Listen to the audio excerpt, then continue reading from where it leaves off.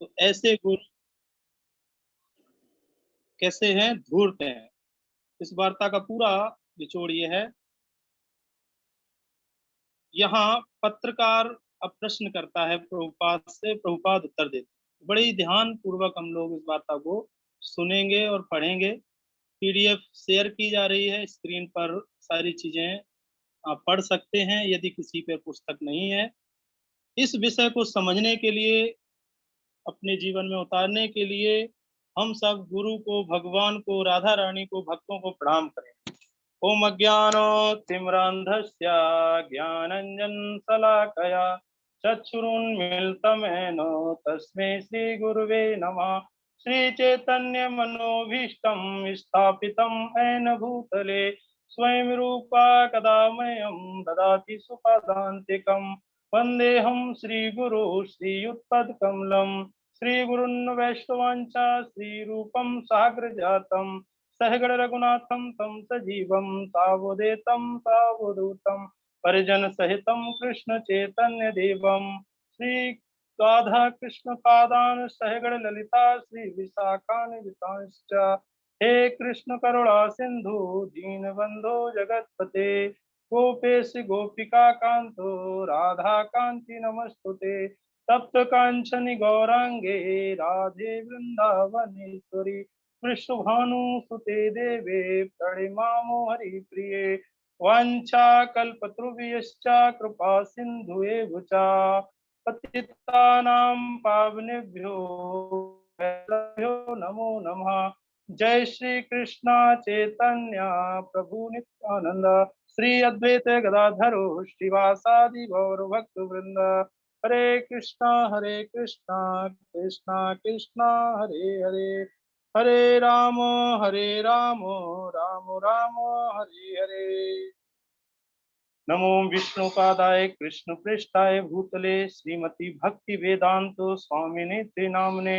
नमस्ते सरस्वते देव गौरवाणी प्रचारणे निर्विशेष शून्यवादी पाश्चात्य देशोतारणे। हरे कृष्णा। तो आइए हम सब मिलकर इस वार्तालाप को सुनते हैं, पढ़ते हैं। पत्रकार, मैं सोचता हूँ कि हमारे अनेक संभ्रांत पाठक तथा संयुक्त राज्य के अनेक संभ्रांत लोग उन बहुत से लोगों से बुरी तरह चकराए हैं जो अपने आप को गुरु तथा देवता कहते हैं और इस देश में एक के बाद एक धड़धड़ाते चले आते हैं तथा कहते हैं कि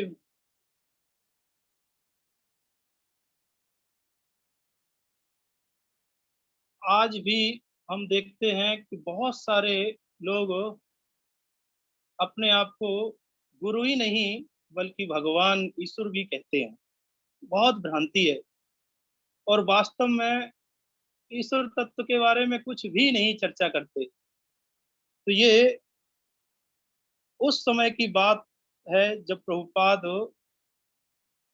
विदेश में गए थे और वहाँ एक पत्रकार से वार्तालाप होती है 1968 में, सॉरी 68 में इस टेलीविजन रिपोर्टर से प्रभुपाद की वार्ता होती है।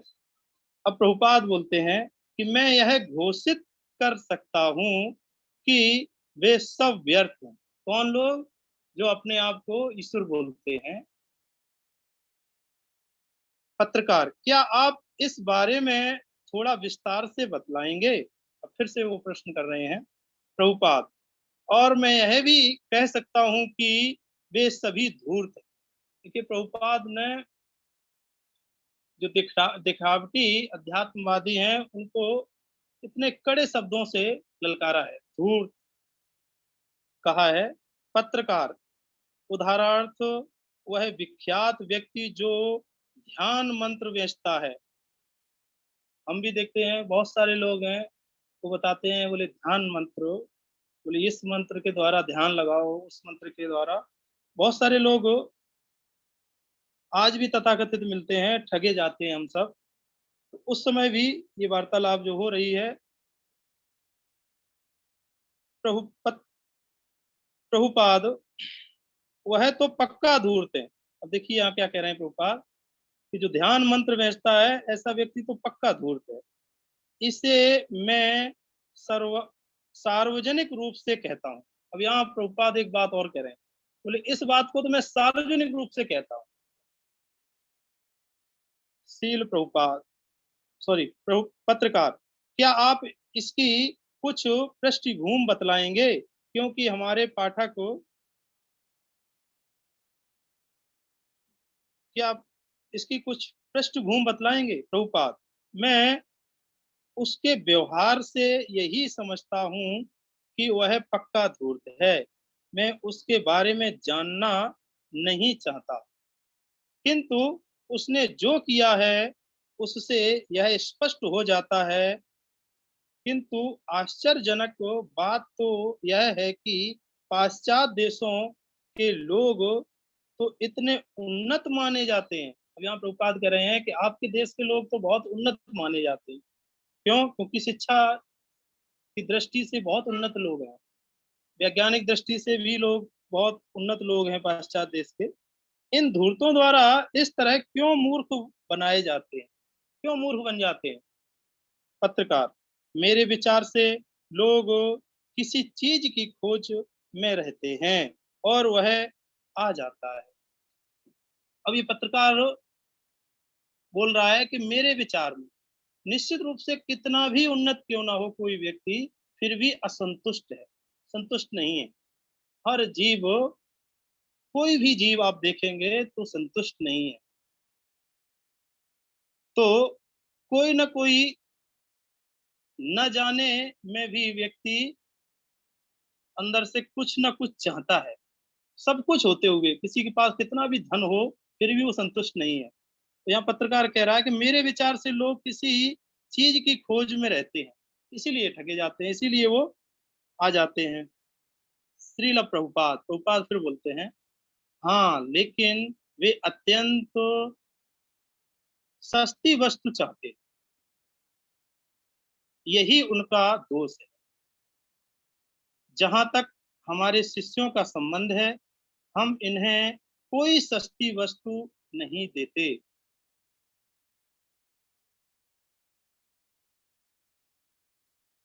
हमारी पहली शर्त है चरित्र, नैतिक चरित्र। देख रहे हैं ना, यहाँ प्रभुपाद कह रहे हैं अपने शिष्यों की तुलना कर रहे हैं और बोल रहे हैं पत्रकार से कि मेरे जो शिष्य हैं उन्हें हम सस्ती चीज नहीं दे रहे हैं। पहली हमारी शर्त क्या है? चरित्र, नैतिक चरित्र। आप देख रहे हैं ना, उससे कह रहे हैं कि आप देख रहे हैं इनके, हमारे शिष्यों को। जब तक कोई व्यक्ति नैतिक सिद्धांतों का कठोरता से पालन नहीं करता, हम उसे दीक्षित नहीं करते। यहाँ प्रभुपाद बोल रहे हैं कि ऐसा नहीं है कि आजकल तथाकथित गुरु क्या करते हैं कि आप कुछ दक्षिणा दो और आपको दीक्षा प्राप्त हो जाएगी। आप सुबह से शाम तक पता नहीं कितने आचार्य, कितने गुरुओं से दीक्षा ले सकते हैं। लेकिन यहाँ प्रभुपाद कुछ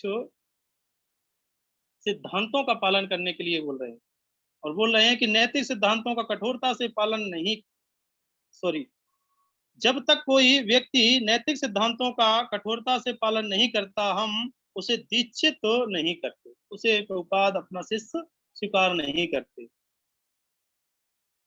हम देखते हैं, हम भी जब इस्कॉन में जुड़े थे तो कई साल लगी दीक्षा लेने में। तो बीच में थोड़ा विचलित हुए, बोले यहाँ तो बहुत स्थिति खराब है। नए नए भक्त भी अब जुड़ते हैं, हम देखते हैं बहुत सारे भक्तों का प्रश्न आता है और फिर हम अपने आचार्यों से पूछते हैं, उनके बारे में बोलते हैं कि प्रभु जी दीक्षा के लिए कुछ लोग तैयार हो रहे हैं। तो भक्तों का इच्छा रहती है कि दीक्षा हमारी आते ही तुरंत हो जाए, और समय जब लगता है तो वो कुछ भटक जाते हैं और अन्य संप्रदाय से दीक्षा ले लेते हैं। तो यहाँ प्रभुपाद स्पष्ट बोल रहे हैं कि जब तक कोई नैतिक सिद्धांतों का कठोरता से पालन नहीं करता, यहाँ तक कि शास्त्रों में भी बताया गया है, कम से कम कोई व्यक्ति 3 साल गुरु के सेवा को नहीं करता और नैतिक सिद्धांतों का, नियम विधि विधानों का पालन नहीं करता, तब तक उसे दीक्षा का योग्य नहीं माना जाता। तो यहाँ प्रभुपाद ने भी नियम बनाया इस्कॉन में भी कि नैतिक सिद्धांतों का कठोरता से पालन हमें करना चाहिए। हम उसे इस संस्था में सदस्य बनने की अनुमति नहीं देते, और यहाँ तक प्रभुपाद बोल रहे हैं कि हम इस सदस्य संस्था में सदस्य बनने तक की भी संस्कृति नहीं देते। और यह तथाकथित गुरु कहता फिरता है, जो चाहो सो करो, तुम मुझे $35 दे दो और मैं तुम्हें मंत्र दूंगा। अब प्रभुपाद यहाँ बता रहे हैं कि कोई भी तथाकथित गुरु कुछ भी बोलता है, कुछ भी कहता फिरता है, और वो कहता है कि आप कुछ हमें डॉलर दीजिए, $35 दीजिए, आपको मैं मंत्र दूंगा।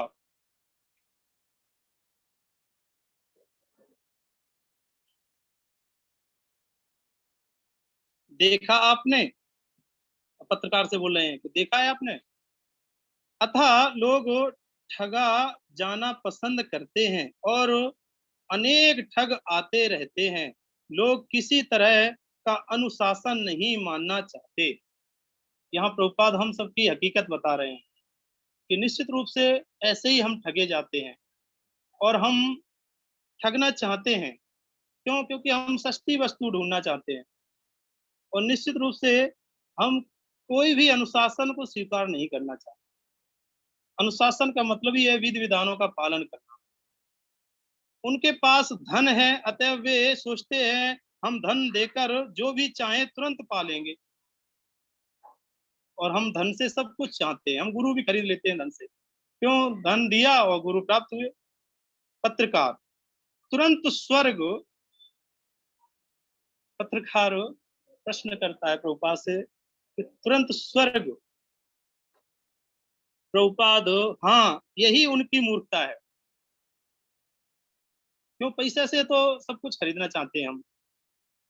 पत्रकार, मैं आपसे पूछना चाहता हूँ, इस बारे में मेरा अप, अपना मत है, फिर भी मैं पूछना चाहता हूँ कि आप ऐसा क्यों अनुभव करते हैं कि आजकल युवा लोग पास प्राच्य अभिमुख धर्मों की ओर अधिकाधिक मुड़ रहे हैं।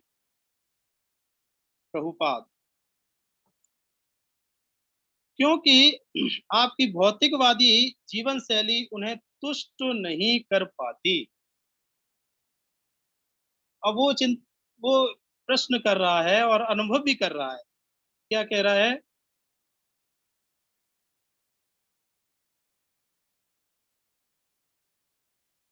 प्रभुपाद से पूछ रहा है, आजकल युवा लोग प्राच्य अभिमुख धर्मों की ओर अधिकाधिक मुड़ रहे हैं। तो यहाँ प्रभुपाद बोलते हैं इस बारे में, क्योंकि आपकी भौतिकतावादी जीवन शैली उन्हें तुष्ट नहीं कर पाती। विशेषतया अमेरिका में भोग के लिए आपके पास पर्याप्त साधन हैं। आपके पास पर्याप्त भोजन, पर्याप्त स्त्रियां, पर्याप्त शराब, पर्याप्त मकान हैं।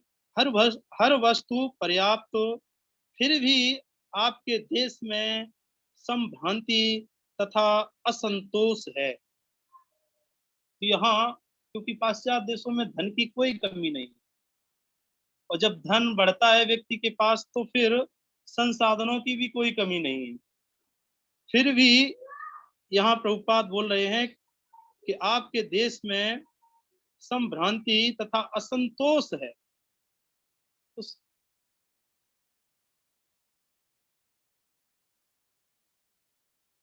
भारत की अपेक्षा कहीं अधिक, क्योंकि भारत तो दरिद्र देश कहा जाता है। यहाँ प्रभुपाद बोल रहे हैं क्योंकि वास्तव में भारत की अपेक्षा अन्य देशों में बहुत सारे संसाधन हैं, और इंद्रिय तृप्ति के बहुत साधन हैं। तो यहाँ प्रभुपाद बोल रहे हैं कि भारत की अपेक्षा अधिक। क्यों? क्योंकि भारत दरिद्र देश कहा जाता है। किंतु आप भारत में पाएंगे कि दरिद्र होने के बावजूद लोग अपनी प्राचीन आध्यात्मिक संस्कृति का पालन कर रहे हैं। निश्चित रूप से भारत में आध्यात्मिक संस्कृति का पालन अभी भी हो रहा है। तो यहाँ प्रभुपाद उस समय भी बोल रहे हैं 1968 में उस पत्रकार से, और उद्विग्न नहीं है। यह इस वार्ता से ये स्पष्ट होता है कि हम भारतीयों से ज़्यादा पाश्चात्य देशों में लोग उद्विग्न हैं, असंतोष हैं, उनके पास सब कुछ होने के बावजूद। हम सोचते हैं कि हमारे पास धन हो, उनके पास पर्याप्त मात्रा में धन है, फिर भी वो असंतुष्ट हैं। यह प्रदर्शित करता है कि मात्र भौतिक प्रगति मनुष्य को तुष्ट नहीं दे सकती। यानी कि यहाँ इस बात से स्पष्ट होता है, प्रदर्शित होता है कि भौतिक प्रगति मनुष्य को संतुष्ट नहीं कर सकती, तुष्ट नहीं दे सकती। यदि लोग सचमुच ही तुष्टि चाहते हैं, उनकी संतुष्टि चाहते हैं, तुष्टि चाहते हैं, तो उन्हें आध्यात्मिक जीवन ग्रहण करना होगा। इससे वे सुखी हो सकेंगे। ये सारे लोग अंधकार में हैं, उन्हें कोई आशा की किरण नहीं दिखती, वे नहीं जानते कि वे कहाँ जा रहे हैं।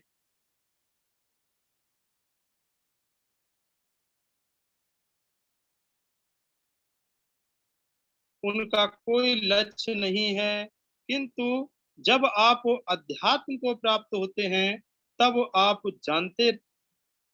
जानते रहते हैं कि आप क्या कर रहे हैं और कहाँ जा रहे हैं। हर बात स्पष्ट रहती है। पत्रकार, दूसरे शब्दों में आप अनुभव करते हैं कि पाश्चात्य अभिमुखी गिरजाघर, चाहे यहूदी उपासनागृह हो या ईसाई चर्च या और कुछ, आध्यात्मिक जीवन प्रस्तुत कर पाने में विफल रहे हैं। क्या आप कहेंगे कि उनका संदेश प्रासंगिक नहीं है, या वे अपने संदेश को सही ढंग से प्रस्तुत करने में विफल रहे हैं? अब वो जितने भी पाश्चात्य अभिमुखी गिरजाघर या उपासना गृह, जो भी चर्च हैं या गिरजाघर हैं, उनके बारे में बोल रहे हैं कि वो लोग भी तो आध्यात्मिक जीवन का जो ज्ञान है, आध्यात्मिक ज्ञान है, वो भी तो दे रहे हैं। क्या वो विफल रहे हैं? क्या आप कहेंगे कि उनका संदेश प्रासंगिक नहीं है, या वे अपने संदेश को सही ढंग से प्रस्तुत करने में विफल रहे? प्रभुपाद, श्रीला प्रभुपाद, आप बाइबल को लें। प्रभुपाद बोलते हैं, अब उसी की भाषा में उसे समझाने का प्रयास कर रहे हैं प्रभुपाद। यह बहुत समय पूर्व उन आदिम लोगों से कही गई थी जो रेगिस्तान में रह रहे थे। ये लोग अधिक उन्नत नहीं थे, अतः वो उस समय ओल्ड टेस्टामेंट में इतना कहना ही पर्याप्त था, ईश्वर हैं और ईश्वर ने संसार का सृजन किया। यह तथ्य यह तथ्य है कि किंतु अब वैज्ञानिक रूप से लोग उन्नत हैं। उस समय वैज्ञानिक रूप से इतने उन्नत नहीं थे, फिर भी आप प्रभुपाद बोल रहे हैं कि वैज्ञानिक रूप से उन्नत हैं, और अब वे विस्तार से जानना चाहते हैं कि सृष्टि किस तरह उन्नत हुई। समझ रहे हैं ना? दुर्भाग्यवश बाइबल में वैसी विस्तृत वैज्ञानिक व्याख्या नहीं मिलती, क्योंकि बाइबल में जो भगवत गीता भागवत में वैज्ञानिक व्याख्या मिलती है, वो बाइबल में नहीं मिलती। और गिरजाघर उससे अधिक कुछ दे भी नहीं सकता। क्योंकि गिरजाघर जो चल रहा है उसका आधार है बाइबल। तो वो उससे अधिक क्या दे सकता। इसलिए लोग तुष्ट नहीं है। मात्र औपचारिक रूप से गिरजाघर जाना और प्रार्थना करना उन्हें नहीं भाता।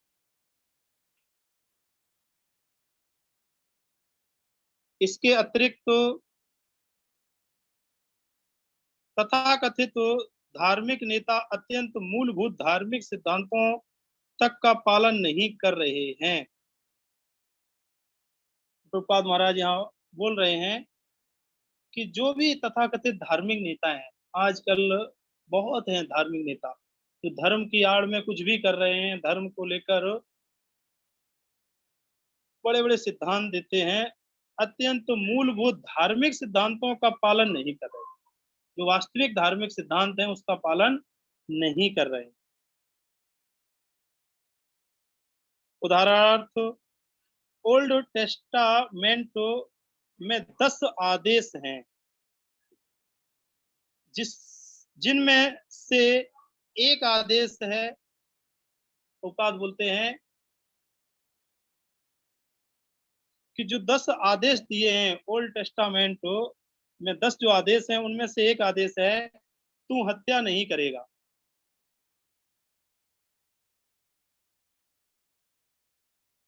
किंतु क्रिस्तानी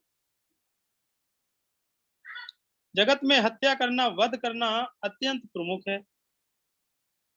एक कोई भी आदेश वहाँ पालन नहीं होता, लेकिन वध करना, हत्या करना अत्यंत प्रमुख है। धार्मिक नेता कसाईगरों को स्वीकृति दे रहे हैं, और जो धार्मिक नेता हैं, वो कसाईगरों को स्वीकृति दे रहे हैं।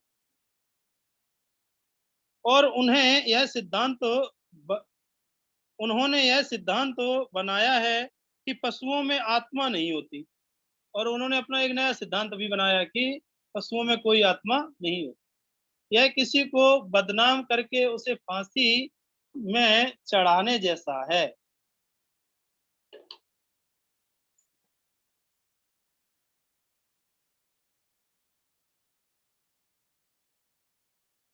प्रभुपाद बोल रहे हैं कि जैसे किसी को बदनाम किया जाए और उसके बाद उसे फांसी में चढ़ा दो, ऐसा ही है कि पशु।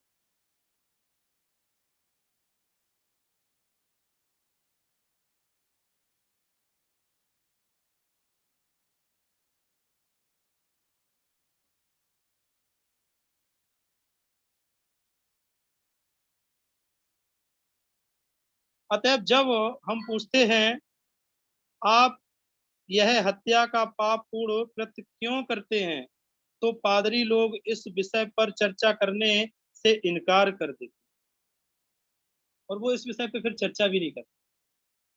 हर व्यक्ति मौन है। इसका अर्थ है यह है कि वे जानबूझकर 10 आदेशों की अवज्ञा कर रहे हैं, जानबूझकर।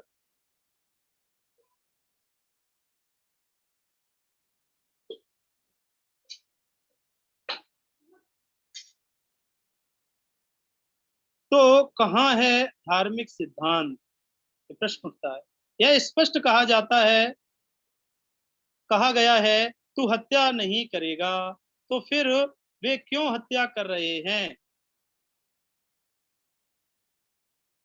आप इसका उत्तर किस तरह देते हैं?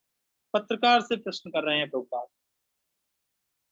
पत्रकार बोलता है, क्या आप मुझसे पूछ रहे हैं? प्रभुपाद बोलते हैं, हाँ। पत्रकार बोलता है, ठीक, तू हत्या नहीं करेगा, स्पष्टता यह सॉरी एक नैतिक नियम है, यह सनातन है और वैध है। पत्रकार ये स्वीकार कर रहा है। किंतु मनुष्य तो वस्तुतः इसमें कोई रुचि किंतु मनुष्य को वस्तुतः इसमें कोई रुचि नहीं है। प्रभुपाद, हाँ, यह ठीक है। वे वास्तव में धर्म में रुचि नहीं लेते।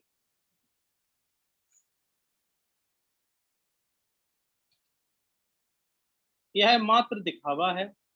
निश्चित रूप से आज हम देख सकते हैं, कोई धर्म में रुचि नहीं लेना चाहता।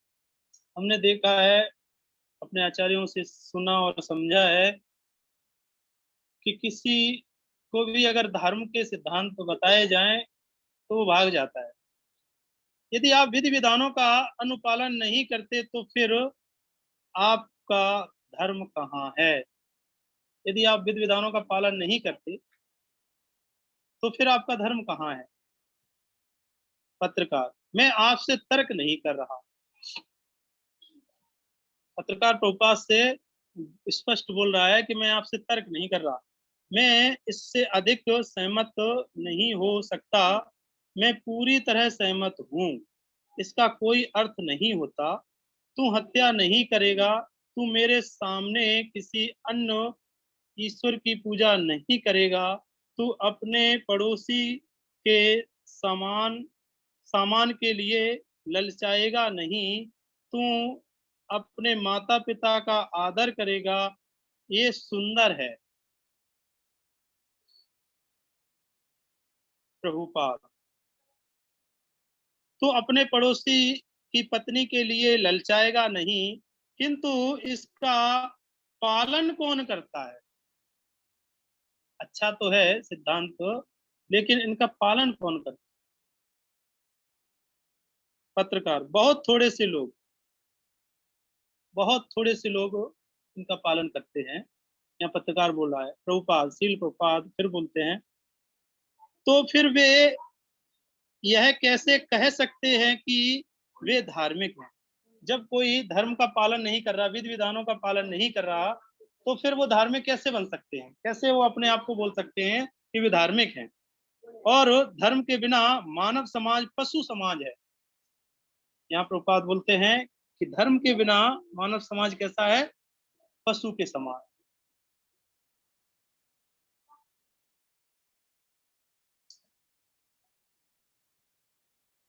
शील प्रभुपाद,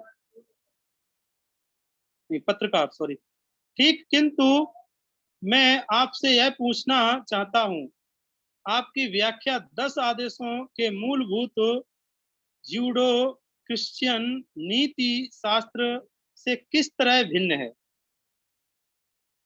अब वो प्रभुपाद से प्रश्न बोल करता है कि आपकी व्याख्या जूडो क्रिश्चियन नीति शास्त्र से भिन्न कैसे? यहाँ प्रभुपाद बोलते हैं, कोई भिन्नता नहीं है।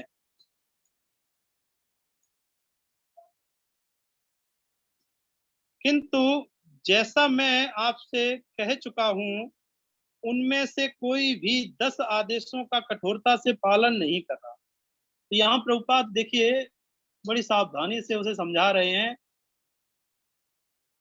कि जो क्रिश्चियन नीति शास्त्र है या जो भी बाइबल बता रही है, और मेरे सिद्धांत में इनकी जो जो व्याख्या है उसमें कोई अंतर नहीं है, कोई भिन्नता नहीं है।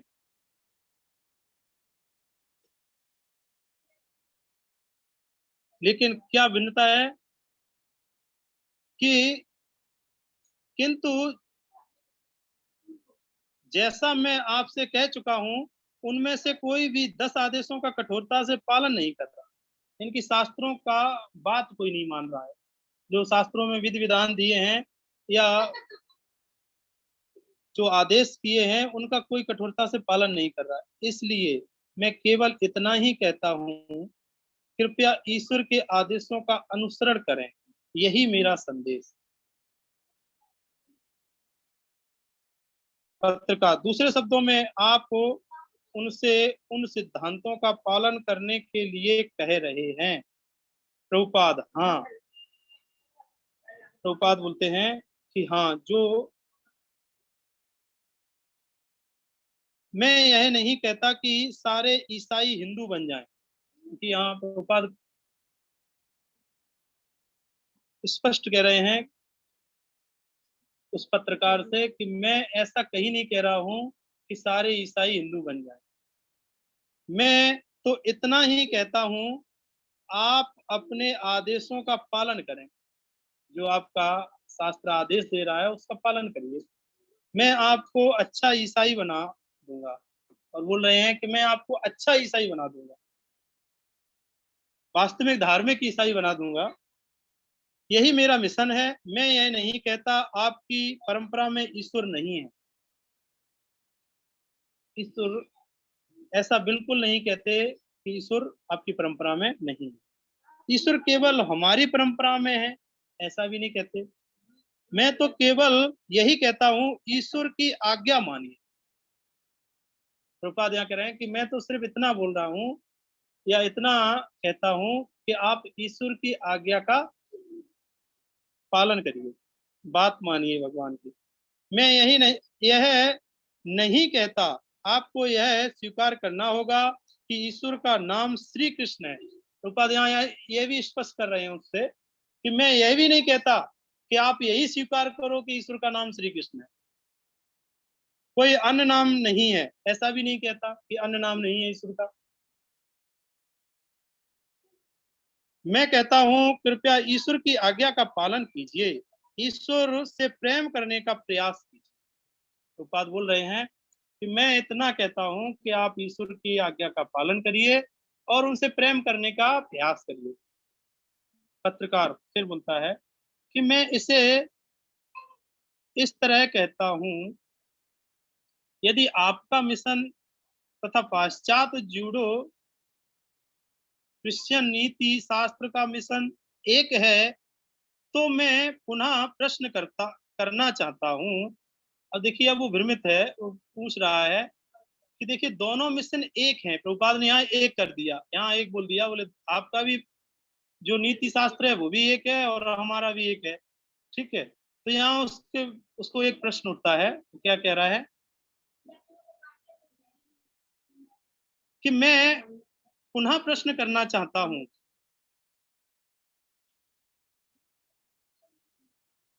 कि युवा वर्ग या सामान्य जन का मोह भंग क्यों हुआ। प्रभुपाद के साथ बहुत सारे युवा उस समय थे, तो वो ये पूछना चाह रहा है और वे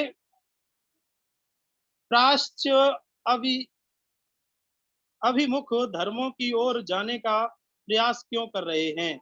यदि दोनों एक हैं तो वे प्राच्य अभिमुख क्यों हैं। प्रभुपाद क्योंकि ज्यूडोवाद तथा ईसा ईसाईयत उन्हें व्यवहारिक शिक्षा नहीं दे रहे, मैं उन्हें व्यवहारिक शिक्षा दे रहा हूँ। क्योंकि वहां जो भी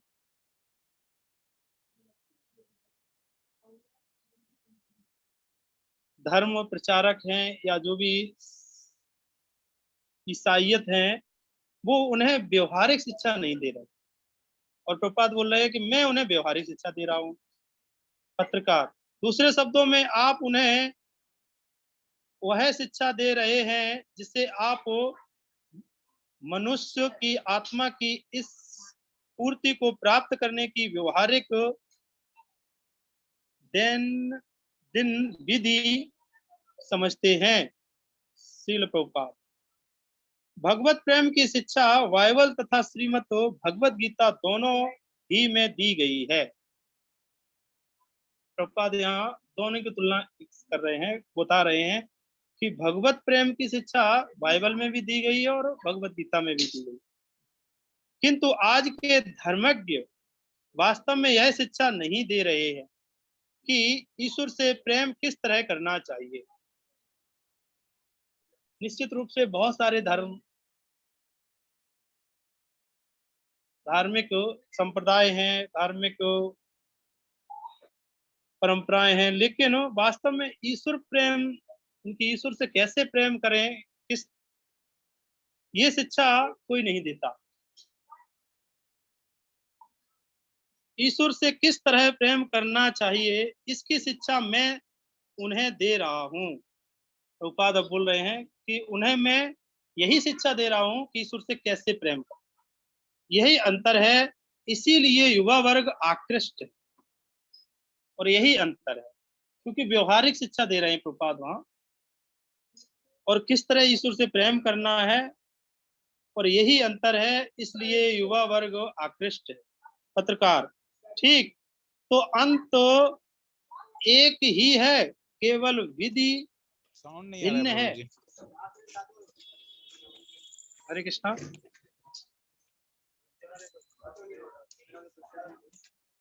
हरि बोल।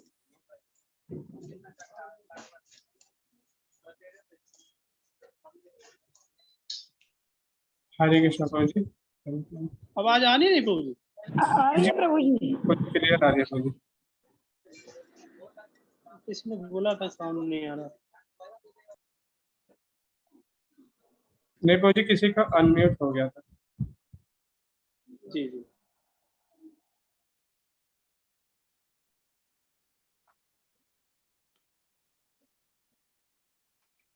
तो यहाँ पत्रकार फिर प्रश्न करता है कि ठीक तो अंत एक ही है, केवल विधि भिन्न है। अब यहाँ प्रश्न कर रहा है कि क्या अंत एक है और विधि भिन्न है?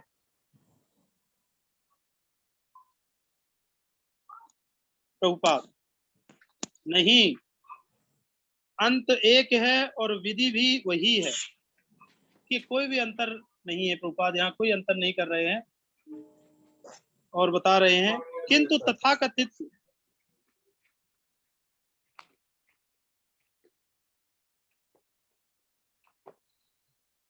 जिन भक्तों का अनम्यूट है फोन अपना अपना अनम्यूट कर लीजिए,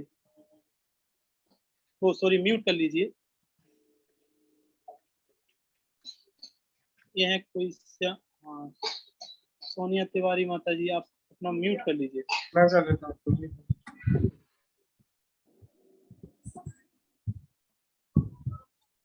तो प्रभुपाद यहाँ उत्तर दे रहे हैं ठीक नहीं, सॉरी, नहीं, अंत एक है और विधि भी वही है, किंतु तथाकथित तो धार्मिक नेता लोगों को उस विधि का पालन करना नहीं सिखाते।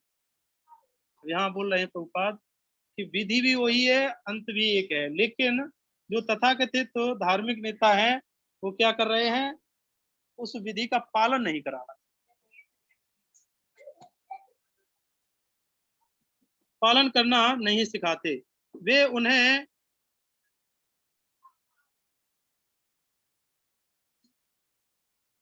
सॉरी नहीं सिखाते, मैं उन्हें इसके पालन करने की व्यवहारिक शिक्षा दे रहा हूँ। प्रभुपाद बोल रहे हैं कि मैं उन्हें क्या कर रहा हूँ कि इसके पालन करने की व्यवहारिक शिक्षा दे रहा हूँ। पत्रकार, अब मैं आपसे कुछ ऐसी बातें पूछूंगा जो हाल ही में काफी मात्रा में घटित हुई हैं। सबसे बड़ी समस्या जो स्त्रियों तथा पुरुषों को ईश्वर से प्रेम करने तथा 10 आदेशों का पालन करने से विमुख विमुख करती हैं, यौन समस्या है। मैं इसे कैसे कहूँ? वह यौन समस्या है। अब मैं ऐसी बात कह रहा हूँ जो स्पष्ट है, हम सभी उसी से गुजर रहे हैं।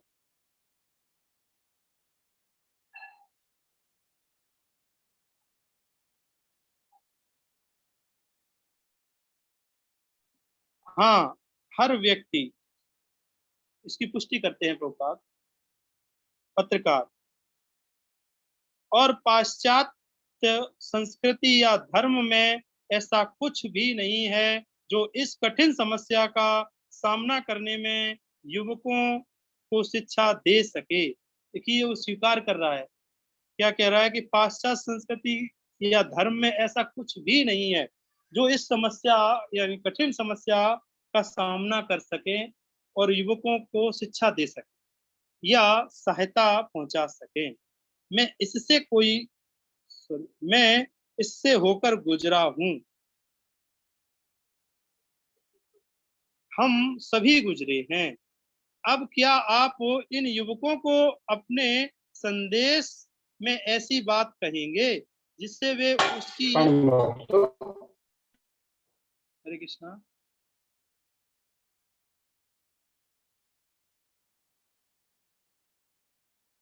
क्या आप क्या आप इन युवकों को अपने संदेश में ऐसी बात कहेंगे जिससे वे उसी में चिपके रहें और यदि हाँ तो क्या है?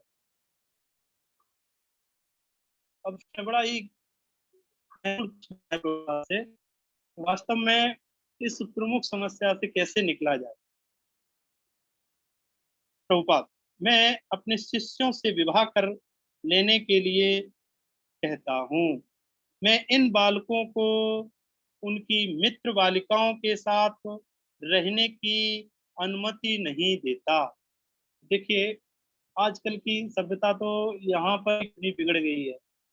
को एजुकेशन, ठीक है, हर चीज़ जो माता-पिता भी अनुमति देते हैं कि बालक-बालिका एक साथ रह सकते हैं। यहाँ वो कितना गंभीर प्रश्न कर रहे हैं पत्रकार, और प्रभुपाद यहाँ समझा रहे हैं कि मैं अपने शिष्यों से विवाह करने के लिए बोलता हूँ और इन बालकों को उनकी मित्र बालिकाओं के साथ रहने की अनुमति नहीं देता। अरे ये ले ही नहीं जा रहे हैं, हमको पता है। अरे नहीं ले जा रहे हैं, आप पूछो ना। बोला 399 के लिए दूसरा गाड़ी जाएगा।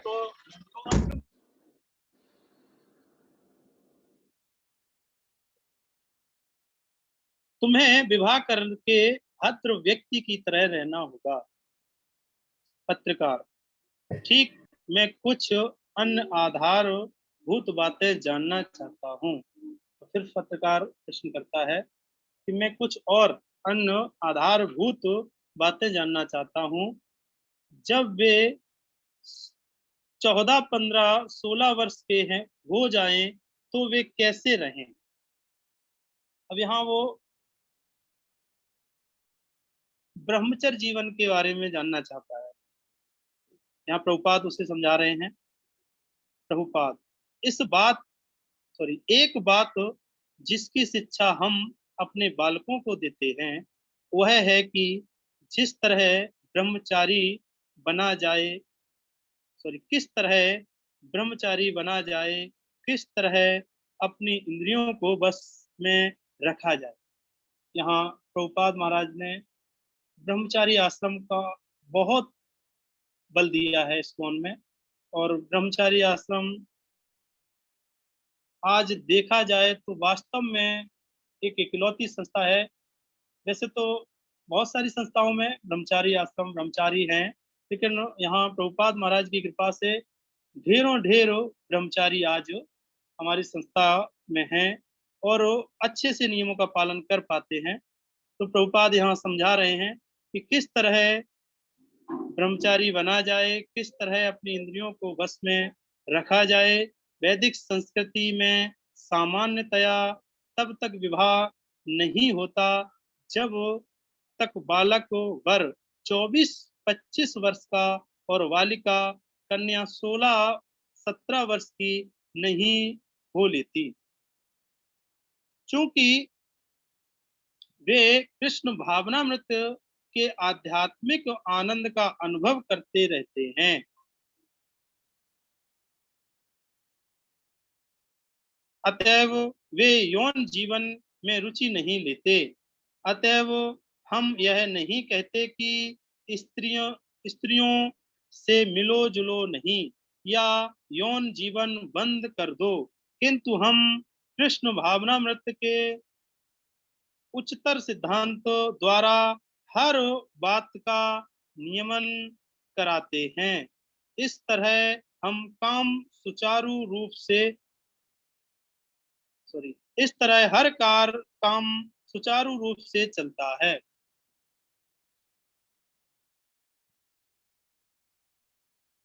पत्रकार, अतः आपके शिष्य अपनी जीव या ओठ नहीं काटते और यह नहीं कहते कि मैं उसका लड़की या लड़के का स्पर्श नहीं करूंगा।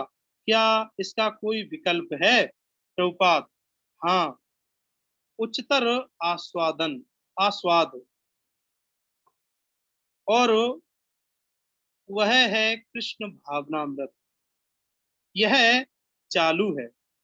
मैं अपने से ही पहले से ही पाश्चात्य पुरुषों तथा स्त्रियों को यह शिक्षा दे रहा हूँ कि वे किस तरह अपने यौन आवेग को बस में करें। आप मेरे जिन शिष्यों को यहाँ देख रहे हैं वे सभी अमरीकी हैं, वे भारत से नहीं लाए गए हैं। यहाँ अपने ही शिष्यों से प्रभुपाद उदाहरण देते हैं उसके प्रश्न का कि देखिए आप यहाँ देख रहे हैं कि जो भी मेरे शिष्य हैं वो सब क्या हैं, अमरीकी हैं और वो कोई भारत से लाए हुए नहीं है। पत्रकार,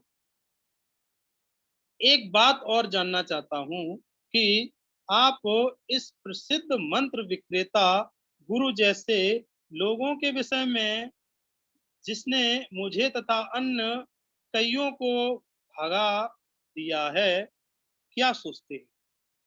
कुछ काल तक मेरी पुत्री इस तरह की बात में फंसी थी, अब वह बुरी तरह से भ्रांति मुक्त मोह भंग है। श्रील प्रभुपाद, मनोवैज्ञानिक यह है कि पाश्चात्य लोग, विशेषतया युवा वर्ग, आध्यात्मिक जीवन के लिए लालायित। देखिए प्रभुपाद पाश्चात्य देश के नागरिकों के लिए, युवाओं के लिए बता रहे हैं कि वास्तव में जो मनोवैज्ञानिक दृष्टि से प्रभुपाद ने जो जज किया है, बोल रहे हैं कि निश्चित रूप से सारे लोग, विशेषतया युवा वर्ग, आध्यात्मिक जीवन के लिए लालायित। तो यदि कोई, क्योंकि वो सारे सुखों को देख चुके हैं, वहां धन की कमी नहीं है, स्त्रियों की कमी नहीं, पुरुषों की कमी नहीं, लेकिन वो जो जीव का स्वभाव है, वास्तव में जीव आनंद चाहता है। हर जीव एक ही खोज में है, आनंद की खोज में। तो उसके लिए वो लालायत है। तो यदि कोई व्यक्ति मेरे पास आकर कहता है स्वामी जी मुझे दीक्षा दे दीजिए, तो मैं तुरंत कहता हूं तुम्हें इन 4 सिद्धांतों का पालन करना होगा। कौन कौन से? मांसाहार बंद करना होगा, जुआ खेलना बंद करना होगा, नशा बंद करना होगा और तथा अवैध यौन बंद करना, पालन करना होगा। बहुत से लोग भाग जाते हैं और बहुत से लोग भाग जाते हैं। क्यों? क्योंकि यही 4 चीजें तो कर रहे हैं, वो इसी में तो लिप्त हैं। बहुत से लोग भाग जाते हैं।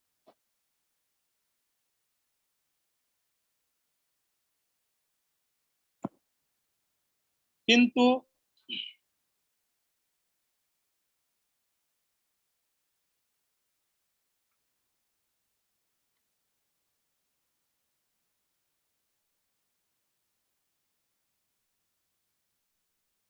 यह मंत्र विक्रेता कोई प्रतिबंध नहीं लगाता। यह तो उस वैद्य की तरह है जो कहता है तुम जो चाहो सो कर सकते हो, बस मेरी दवा लेते रहो, तुम ठीक हो जाओगे। ऐसा वैद्य अत्यंत लोकप्रिय होगा। यहाँ प्रभुपाद वैद्य की तुलना बता रहे हैं, उस वैद्य से तुलना कर रहे हैं कि जो वैद्य सिर्फ अपनी दुकान चलाना चाहता है, बस लोगों की वाहवाही लूटना चाहता है और वो कोई भी नियम विधि विधान या कोई भी परहेज को नहीं बताता। ऐसे ही तथाकथित तो आज के जो ठग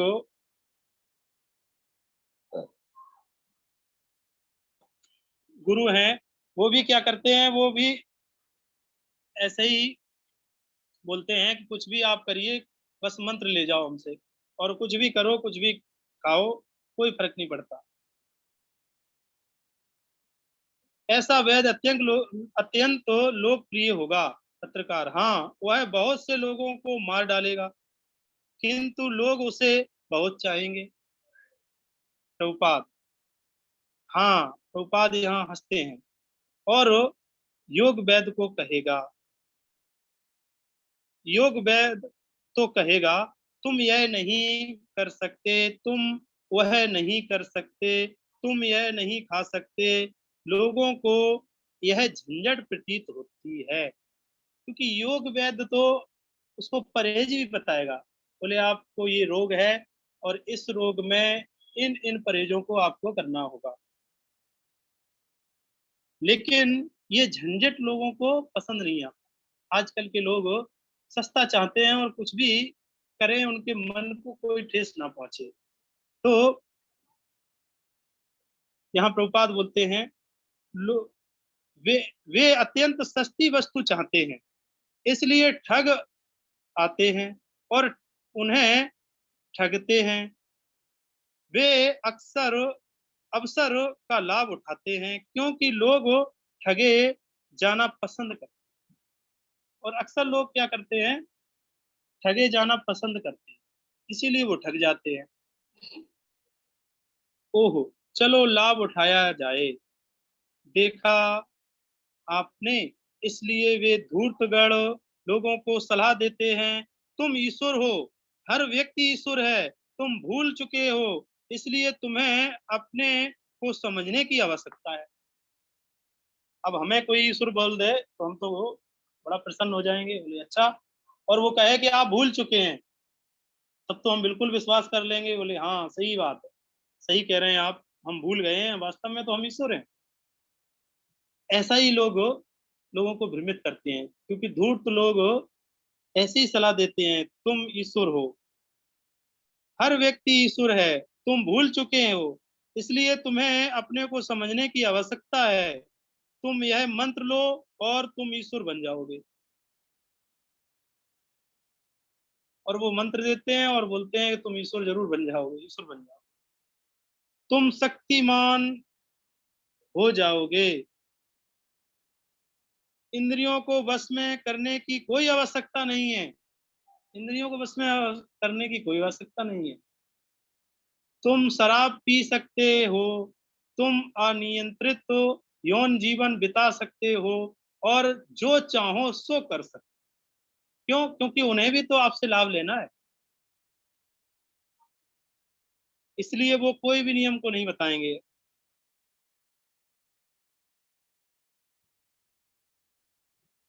लोगों को यह पसंद है, ओहो, केवल 15 मिनट के ध्यान से मैं ईश्वर बन जाऊंगा। लोगों को यह पसंद है कि 15 मिनट ध्यान करेंगे और ईश्वर बन जाएंगे, और मुझे केवल $35 देने हैं, बस $35 ही तो देना है, अभी ईश्वर हम बन जाएंगे। ठगे जाते हैं, बहुत सारे लोग ठगे जाते हैं।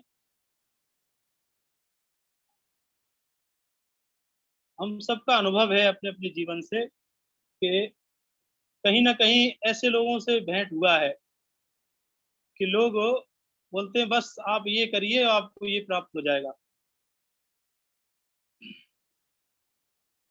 ऐसा करने के लिए लाखों लोग तैयार हो जाएंगे, और ऐसा करने के लिए लाखों लोग तैयार हो जाते हैं। अमरीकियों के लिए $35 कोई अधिक राशि नहीं है, और अमरीकियों के लिए $35 कोई अधिक राशि नहीं है, क्योंकि वहां तो धन की कमी नहीं है। किंतु लाख से गुणा करने पर $35 लाख होते हैं। प्रभुपाद यहाँ हंसते हैं, अगर लाख से गुणा करो $35 का तो 35 लाख होते हैं। अब उसका तो काम बन गया, और उनके लिए $35 कोई बात नहीं है। इस तरह से उल्लू नहीं बना सकते। प्रभुपाद यहाँ कह रहे हैं हम इस तरह से उल्लू नहीं बना सकते।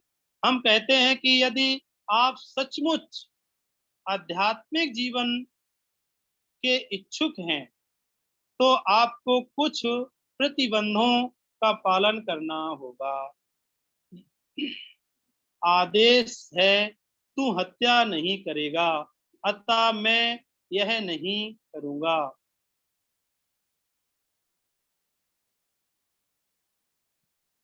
हाँ, तुम हत्या कर सकते हो, पशुओं को संवेदना नहीं होती, पशुओं में आत्मा नहीं होता। हम इस तरह उल्लू नहीं बना सकते, क्योंकि जो तथाकथित लोग होते हैं वो बोल सकते हैं कि पशुओं में आत्मा नहीं होती, आप पशुओं की हत्या कर सकते हो। प्रभुपाद यहाँ कह रहे हैं कि हम इस प्रकार आपको उल्लू नहीं बना सकते। पत्रकार, इस तरह की घटना से अनेक संभ्रांत युवकों का मोह भंग हुआ है।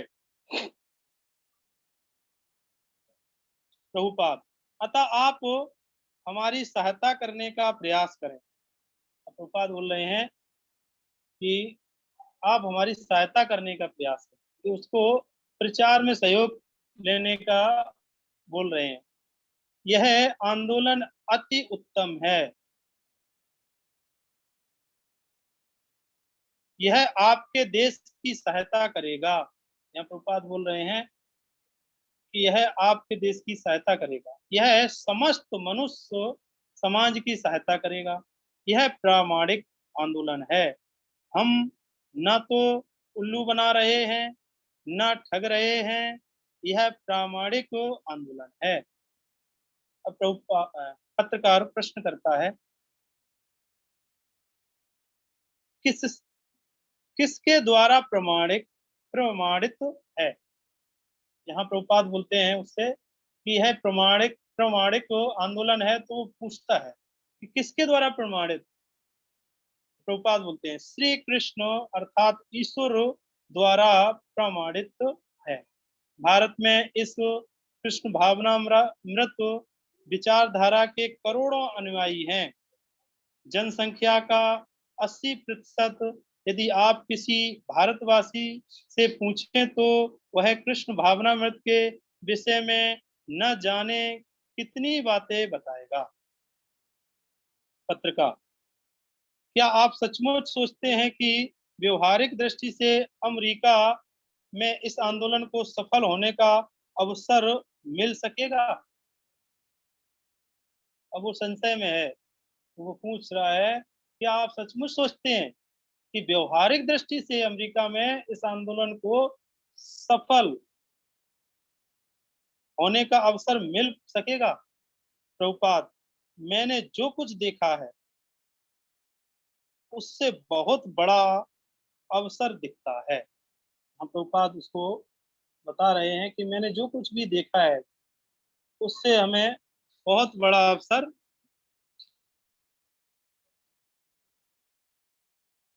असर दिखता है। हम यह नहीं कहते कि तुम अपना धर्म छोड़कर हमारे पास आओ। प्रभुपाद स्पष्ट रूप से कहते हैं कि हम ये बिल्कुल नहीं कहते कि आप अपना धर्म छोड़कर मेरी तरफ आओ, मेरे पास आओ। हम यह कहते हैं कि कम से कम अपने सिद्धांतों का तो पालन करो, और तब यदि चाहते हो तो हमारे साथ अध्ययन करो। अपने धर्म का पालन करो, अपने सिद्धांतों का पालन करो, और तब अगर चाहते हो तो हमारे साथ अध्ययन करो। कभी-कभी ऐसा होता है कि एमए डिग्रीधारी विद्यार्थी भी अधिक अध्ययन करने के लिए विदेशी विश्वविद्यालयों में जाते हैं। ऐसा क्यों होता है? अब यहाँ प्रभुपाद उसे भौतिक शिक्षा के आधार पर समझा रहे हैं कि यदि आपको अच्छा लगे तो हमारे साथ अध्ययन करो। कभी-कभी ऐसा होता है कि कोई एमए डिग्री धारण करने के बाद विदेशी विश्वविद्यालयों में अधिक अध्ययन करने के लिए जाता है। तो वो कहते हैं, प्रभुपाद बोलते हैं, ऐसा क्यों होता है? वे अधिक प्रबुद्ध बनना चाहते हैं। क्यों? क्योंकि वो अधिक प्रबुद्ध बनना चाहते हैं और ज्यादा ज्ञान अर्जित करना चाहते हैं। इसी तरह आप चाहे जिस धार्मिक शास्त्र का पालन करें, आप प्रबुद्ध बनेंगे। किंतु यदि आपको हम किंतु यदि आपको इस कृष्ण भावनामृत आंदोलन में अधिक प्रकाश मिल रहा हो तो आप इसे क्यों नहीं स्वीकार करेंगे? यदि आप ईश्वर के विषय में गंभीर हैं तो आप यह क्यों कहने लगे, ओहो, मैं ईसाई हूँ, मैं यहूदी हूँ, मैं आपकी बैठक में सम्मिलित नहीं हो सकता। आप यह क्यों कहेंगे? यहाँ पर प्रभुपाद बोल रहे हैं उससे कि कि इस कृष्ण भावनामृत आंदोलन में अधिक प्रकाश मिल रहा है, तो आप इसे क्यों नहीं स्वीकार करेंगे? यदि आप ईश्वर के विषय में गंभीर हैं, तो आप यह क्यों कहने लगे कि ओह, मैं ईसाई हूँ, मैं यहूदी हूँ, मैं आपकी बैठक में सम्मिलित नहीं हो सकता? आप यह क्यों कहेंगे कि ओह, मैं आपको अपने गिरजाघर में बोलने नहीं दूंगा? यदि मैं ईश्वर के विषय में बोल रहा हूँ, तो आपको क्या आपत्ति हो सकती है? तो बात यहाँ कह रहे हैं, क्योंकि ईश्वर तो एक है और ईश्वर के विषय में यदि हम बोल रहे हैं, तो उसमें आपको क्या आपत्ति है? पत्रकार: ठीक है, मैं आपसे सर्वथा सहमत हूँ प्रभुपाद। मैं किसी भी इस भावना भावित व्यक्ति से बात करने के लिए तैयार हूँ। प्रभुपाद यहाँ कह रहे हैं कि मैं किसी भी इस भावना भावित व्यक्ति से बात करने के लिए तैयार हूँ। हम ऐसा कोई कार्यक्रम बनाएं जिससे लोग लाभान्वित हो सकें, किंतु वे तो अपनी पुरानी चाल चलना चाहते हैं। यदि हम देखें कि किसी विशेष प्रकार का धर्म पालन करने से ईश प्रेम विकसित हो रहा है, तो वह उच्च कोटि का धर्म है। किंतु यदि कोई ईश्वर के प्रति अपना प्रेम विकसित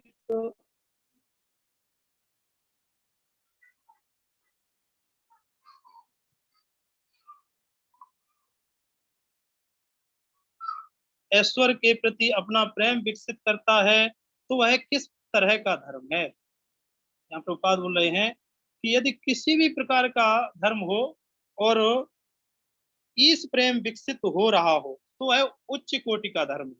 किंतु यदि कोई ईश्वर के प्रति अपनी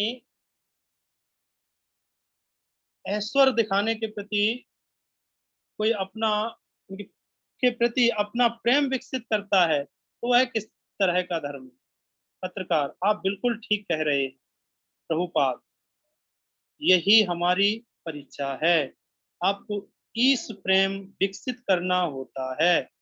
हम यह नहीं कहते कि आपको ईसाई धर्म, इस्लाम धर्म, जूडो धर्म या हिंदू धर्म का पालन करना चाहिए। किसी भी धर्म का प्रभुपाद करें, हम नहीं कहते आपको पालन करना चाहिए। हम तो इतना ही देखना चाहते हैं कि आप भगवत प्रेम उत्पन्न कर रहे हैं कि नहीं। किंतु वे कहते हैं, ईश्वर कौन है? मैं ही ईश्वर हूँ, देखा आपने? प्रभुपाद यहाँ कह रहे हैं कि वो लोग तो बोलते हैं कि ईश्वर कौन है, मैं ही ईश्वर हूँ। आज कल हर एक को शिक्षा दी जाती है कि वह ईश्वर है। आजकल हर एक को यह शिक्षा दी जा रही है कि वह ईश्वर है। पत्रकार: क्या आपने गलमुच्छों वाले तथा छिपकी नाक वाले हंसते हुए व्यक्ति के चित्र देखे हैं? उसने मरने के पूर्व कहा था कि वह ईश्वर है। प्रभुपाद: वह ईश्वर था, वह दूसरा धूर्त था। प्रभुपाद यहाँ कह रहे हैं कि वो अगर अपने आप को ईश्वर बोलता था, वो ईश्वर था, लेकिन वह ईश्वर नहीं, दूसरा धूर्त था।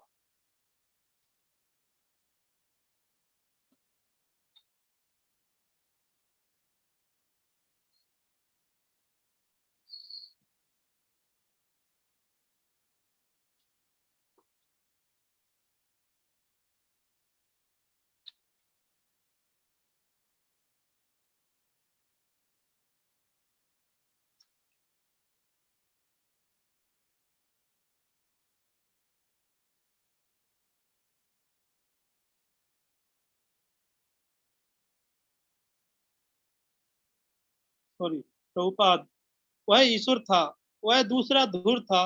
देखो ना, यह सब हो रहा है। वह प्रचार कर रहा था कि वह ईश्वर था। इसका अर्थ यह है कि लोग यह नहीं जानते कि ईश्वर क्या है। यहाँ प्रभुपाद बोल रहे हैं, तो इसका अर्थ यह हुआ कि लोग यह नहीं जानते कि ईश्वर क्या है। मान लीजिए कि मैं आपके पास आकर कहूं कि मैं संयुक्त राष्ट्र राज्य का राष्ट्रपति हूं, तो क्या आप मुझे मान लेंगे? पत्रकार पत्रकार हंसकर बोलता है, नहीं, मेरे विचार में मैं नहीं मानूंगा। प्रभुपाद, ये धूर्त लोग इन्हें ईश्वर मानते हैं। प्रभुपाद बोल रहे हैं कि ये धूर्त लोग इन्हें ईश्वर मान लेते हैं क्योंकि वे नहीं जानते कि ईश्वर क्या है। यही समस्या है। प्रभुपाद बोल रहे हैं कि यही समस्या है। पत्रकार, यह तो नितांत बेतुकी बात है कि कोई आकर आपसे कहे कि मैं ईश्वर हूं। प्रभुपाद, किंतु जो भी उसे ईश्वर के रूप में स्वीकार करता है वह उतना ही धूर्त है। जो व्यक्ति कहता है कि वह ईश्वर है वह पक्का धूर्त है, वह ठग है। और जो व्यक्ति ठगा जाता है वह भी धूर्त है, और जो व्यक्ति ठगा जाता है वह भी धूर्त है, क्योंकि धूर्त व्यक्ति तो ठगा जाएगा। यह नहीं जानता कि ईश्वर क्या है। वह समझता है कि ईश्वर इतना सस्ता है कि उसे हाट या बाजार में पाया जा सकता है। प्रभुपाद यहाँ कह रहे हैं कि वह व्यक्ति इतना सस्ता है कि वह समझता है कि ईश्वर इतना सस्ता है कि उसे हाट या बाजार में पा सकते हैं। पत्रकार, निसंदेह पाश्चात्य विचारधारा है कि मनुष्य की छवि जैसा निर्मित किया जाता सॉरी निसंदेह पाश्चात्य विचारधारा है कि मनुष्य ईश्वर की छवि जैसा निर्मित किया जाता है। फलस्वरूप ईश्वर को मनुष्य जैसा ही दिखना चाहिए। अब वो अपनी बात बता रहा है कि निश्चित रूप से जो पाश्चात्य विचारधारा है उसमें जो ईश्वर की छवि है वो मनुष्य जैसी है, यानी कि मनुष्य को ईश्वर जैसा ही दिखना चाहिए, क्योंकि मनुष्य जैसा ही ईश्वर दिखता है, ऐसी छवि है। प्रभुपाद बोलते हैं, आपके यहाँ इतने सारे विज्ञानी जन हैं, जरा पता लगाइए कि ईश्वर की वास्तविक छवि क्या है। अब यहाँ प्रश्न करते हैं प्रभुपाद उससे कि आपके पास तो बहुत सारे वैज्ञानिक हैं, आप उनसे पूछिए कि ईश्वर की छवि वास्तव में है क्या। क्या वास्तविक स्वरूप किस तरह का है? वास्तविक स्वरूप ईश्वर का किस तरह का है?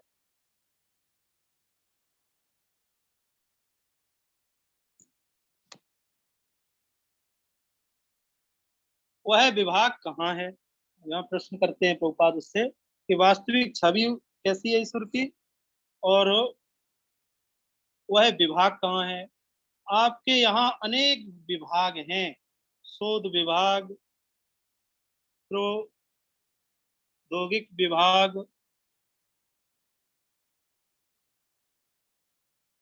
किंतु वह विभाग कहाँ है जो यह शोध करता है कि ईश्वर क्या है?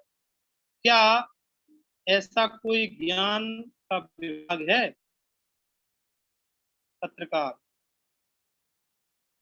आज तक कोई ईश्वर विभाग नहीं है, मैं आपसे स्पष्ट कहता हूं। पत्रकार कह रहा है कि आज तक कोई ईश्वर विभाग नहीं है, मैं आपसे स्पष्ट कहता हूं। प्रभुपाद बोलते हैं,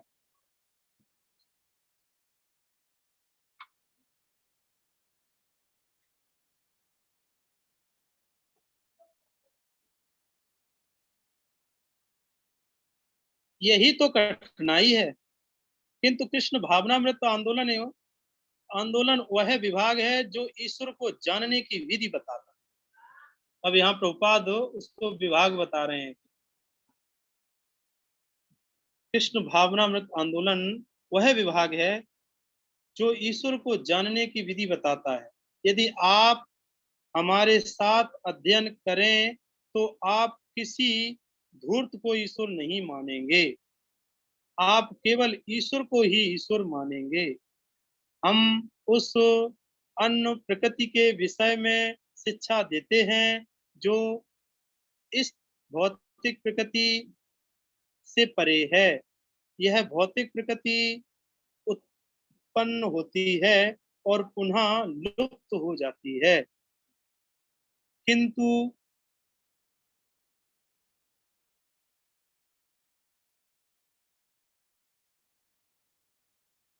ईश्वर तथा उनकी आध्यात्मिक प्रकृति शाश्वत है। हम जीव भी शाश्वत हैं। तो यहाँ प्रभुपाद उसको बता रहे हैं कि आप मेरे साथ अध्ययन करिए और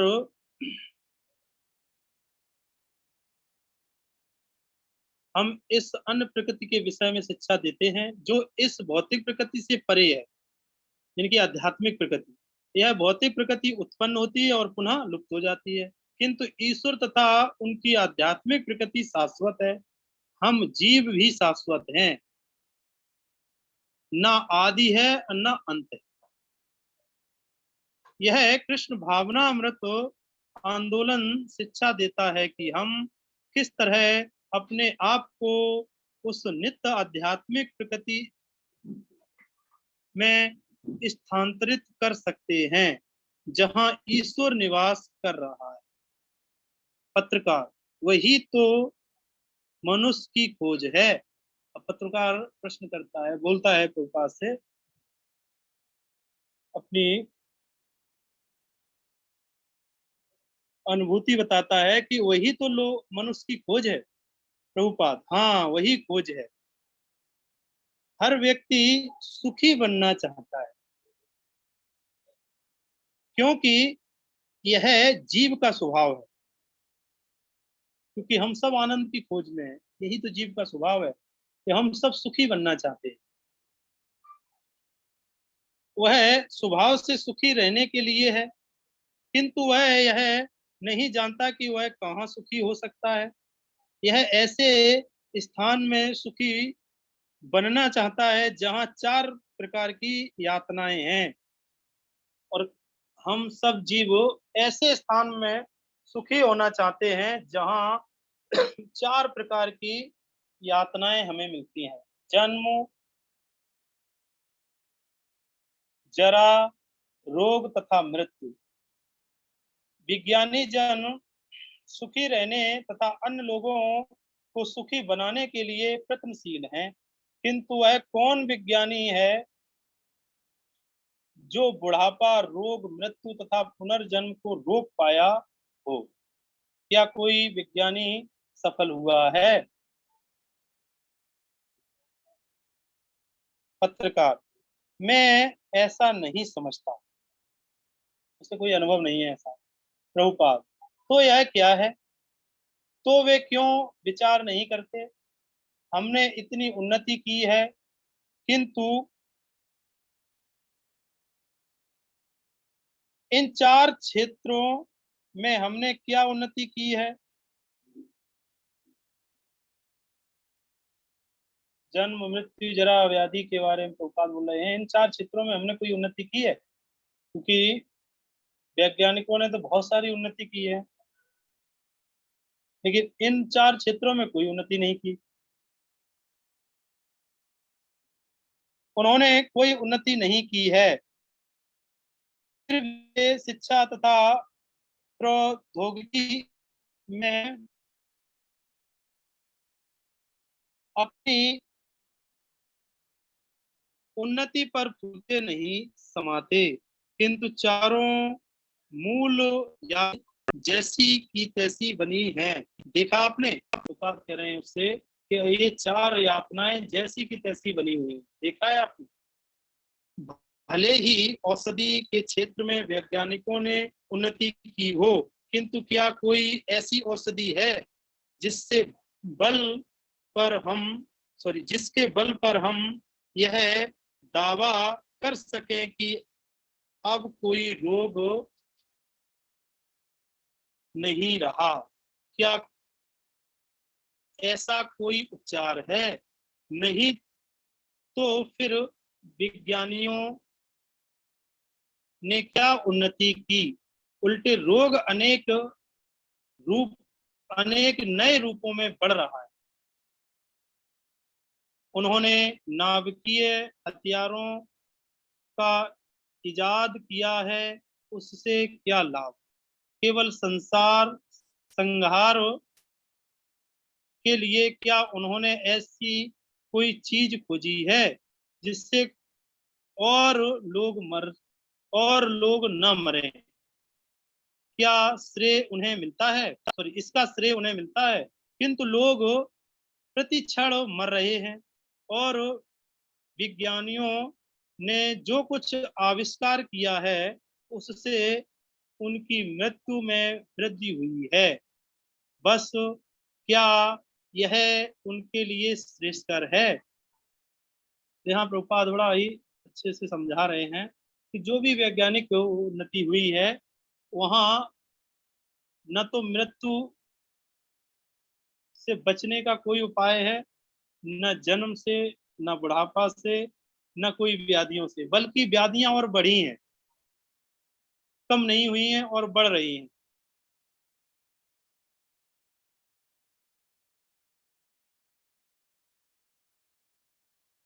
किंतु लोग प्रति क्षण मर रहे हैं और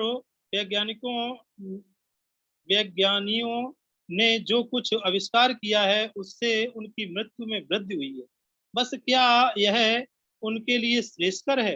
अतः अभी भी मृत्यु का कोई समाधान नहीं है और ये विज्ञानी अधिक जनसंख्या को रोकने का प्रयास कर रहे हैं, किंतु उसका समाधान कहाँ है? ये विज्ञानी अधिक जनसंख्या को रोकने के नाना प्रकार से प्रयास कर रहे हैं, लेकिन उसका कोई समाधान नहीं है। प्रति मिनट जनसंख्या 100 व्यक्ति के हिसाब से बढ़ रही है, ये आंकड़े हैं। अतः जन्म का कोई समाधान नहीं है, मृत्यु का कोई समाधान नहीं है, रोग का कोई समाधान नहीं है और वृद्धावस्था का भी कोई समाधान नहीं है। प्रोफेसर आइंस्टीन जैसे महान विज्ञानी को भी वृद्धावस्था तथा मृत्यु का सामना करना पड़ा। उसने वृद्धावस्था को क्यों नहीं रोक लिया? हर व्यक्ति युवा बना रहना चाहता है, किंतु इसकी विधि क्या है? विज्ञानी इस समस्या को हल करने की परवाह नहीं करते, क्योंकि यह उनके समाधानों से परे है। वे कोई ना कोई बहाना बनाते हैं बस, किंतु इसका समाधान है कृष्ण भावनामृत, और सारी बातें श्रीमद् भगवद गीता में बतलाई गई हैं। वे इन्हें समझने का प्रयास करें। कम से कम वे इस प्रयोग तो कम से कम वे एक प्रयोग तो करें। यहाँ प्रभुपाद हम सबको अंतोगत्वा ये शिक्षा दे रहे हैं कि यदि वास्तव में हमें 4 प्रमुख समस्याओं से निकलना है तो हमें भगवद गीता पर आधारित अपने जीवन को जीना होगा। श्रील प्रभुपाद की जय। हरे कृष्णा।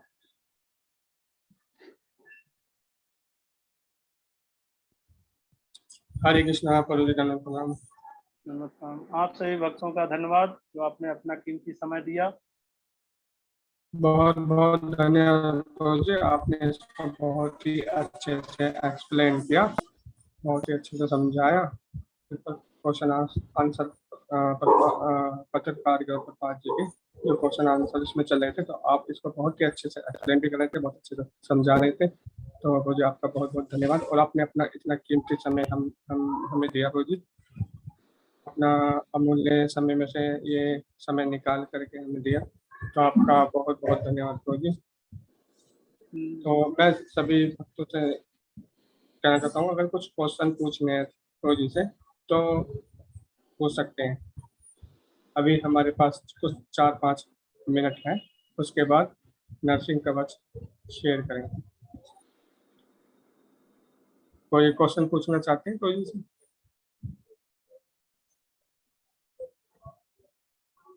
इस लेक्चर से संबंधित अगर कोई क्वेश्चन आपके मन में उठा हो तो आप पूछ सकते हैं। नहीं पूछना चाहते? ठीक है, बहुत बहुत धन्यवाद। हरे कृष्ण। हरे कृष्णा भजन। Hare Krishna. Thank you so much प्रभु जी। तो अभी आप ध्यान पूर्वक नरसिंह कवच पढ़ लीजिए, मैं इसको शेयर करने जा रहा हूँ।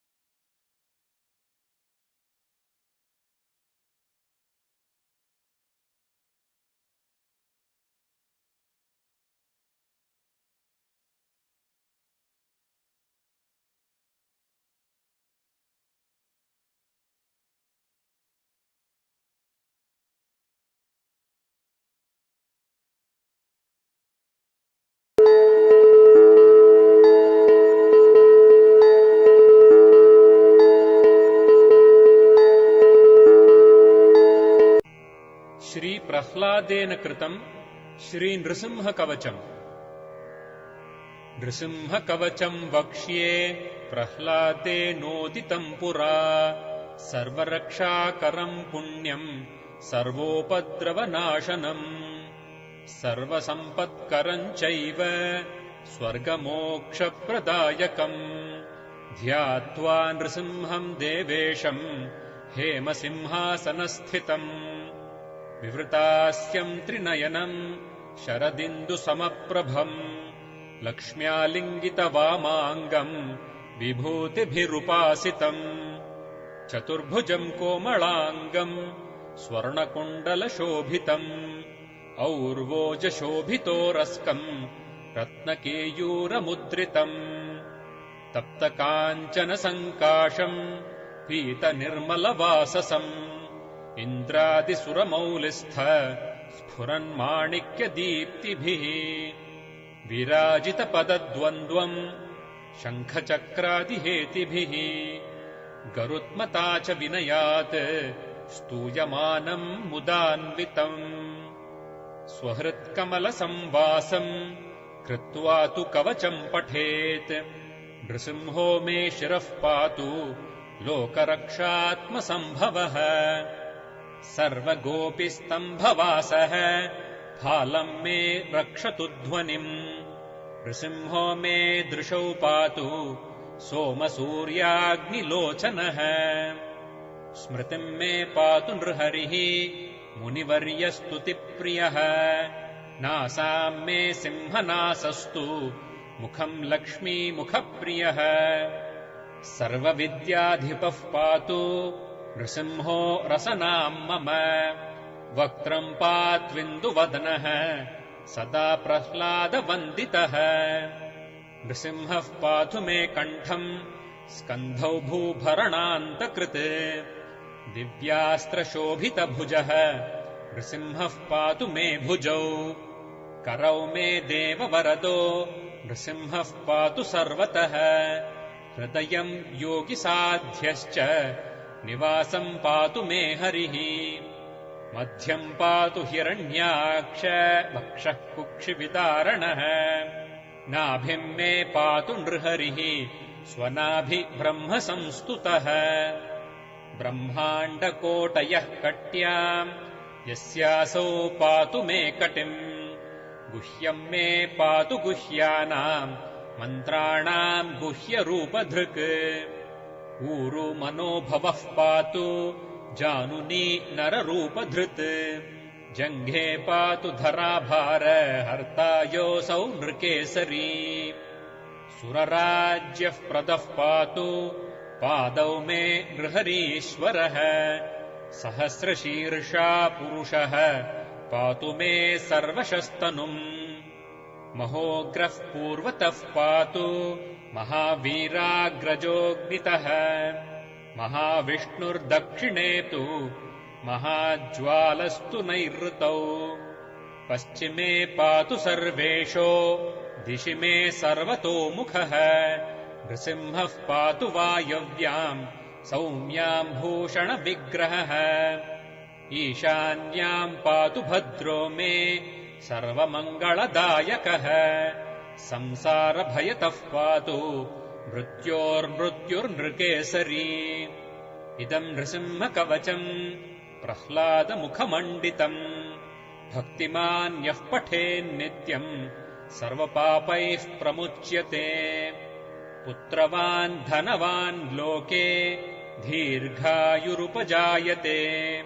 यम् यम् कामयते कामम् तम् तम् प्राप्नोत्यसंशयम् सर्वत्र जयमाप्नोति सर्वत्र विजयी भवेत् भूम्यन्तरिक्षदिव्यानाम् ग्रहाणाम् विनिवारणम् वृश्चिकोरगसम्भूत विशापहरणम् परम् ब्रह्मराक्षसयक्षाणाम् दूरोत्सारणकारणम् भूर्जे वा तालपत्रे वा कवचम् लिखितम् शुभम् करमूले धृतम् येन सिद्ध्येयुः कर्मसिद्धयः देवासुरमनुष्येषु स्वम् स्वमेव जयम् लभेत् एकसन्ध्यम् त्रिसन्ध्यम् वा यः पठेन्नियतो नरः सर्वमङ्गलमाङ्गल्यम् भुक्तिम् मुक्तिम् च विन्दति 32 सहस्राणि पठेच्छुद्धात्मनाम् नृणाम् कवचस्यास्य मन्त्रस्य मन्त्रसिद्धिः प्रजायते अनेन मन्त्रराजेन कृत्वा भस्माभिमन्त्रणम् तिलकम् विन्यसेद्यस्तु तस्य ग्रहभयम् हरेत् 3 वारम् जपमानस्तु दत्तम् वार्यभिमन्त्र्य च प्राशयेत्यो नरो मन्त्रम् नृसिंहध्यानमाचरन् तस्य रोगाः प्रणश्यन्ति ये च स्युः कुक्षिसम्भवाः किमत्र बहुनोक्तेन नृसिंहसदृशो भवेत् मनसा चिन्तितम् यत्तु स तच्चाप्नोत्यसंशयम् गर्जन्तम् गर्जयन्तम् निजभुजपटलम् स्फोटयन्तम् हठन्तम् रूप्यन्तम् तापयन्तम् दिवि भुवि दितिजम् क्षेपयन्तम् क्षिपन्तम् क्रन्दन्तम् घोषयन्तम् दिशि दिशि सततम्